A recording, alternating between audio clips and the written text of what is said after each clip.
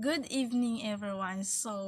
Tonight we will discuss the four terminologies, which is the assessment, testing, literatures, and the measurements. Before of that, I introduce myself first. I'm Lisa S. Musa, BSA major in English. We will start the discussion. First, the assessment. Assessment is the systematic basis for making inferences about the learning and development of students.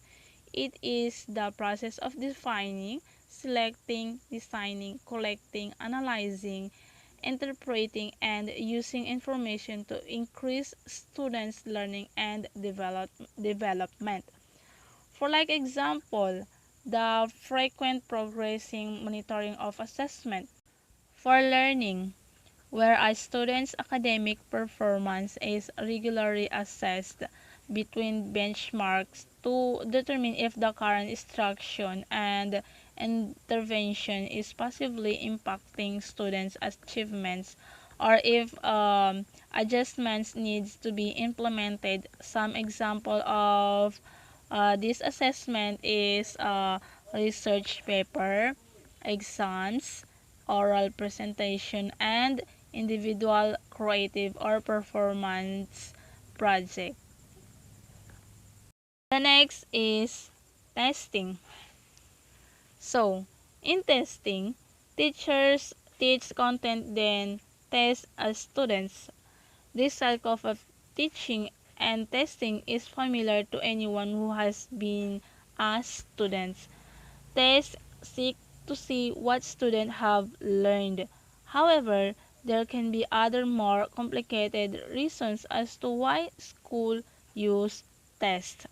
For like example, at the school level, educators create tests to measure their students' understanding of specific content or the effective application of critical thinking skills, such as tests are used to evaluate student learning, skill level growth, and academic achievement at the end of an instructional period, such as the end of a project, unit, course, semester, program, or school year. And other example of the test is non-functional testing, performance testing, end-to-end testing. The next is literature. The literature is the term used to describe written or spoken material. Broadly speaking, literature is used to describe anything from creative writing to more technical or scientific works, but the term is most commonly used to refer to works of the creative imagination, including works of poetry, drama, fiction, and nonfiction. For like example, in literary text in the language classroom. And literary text in the language classroom can make the student more aware of the language. They are learning help them to develop skills and strategies can apply in many situations and contexts. So the last one is the measurement. The word measurement, as it applies to education, is not substantially different from when it is used in any other field.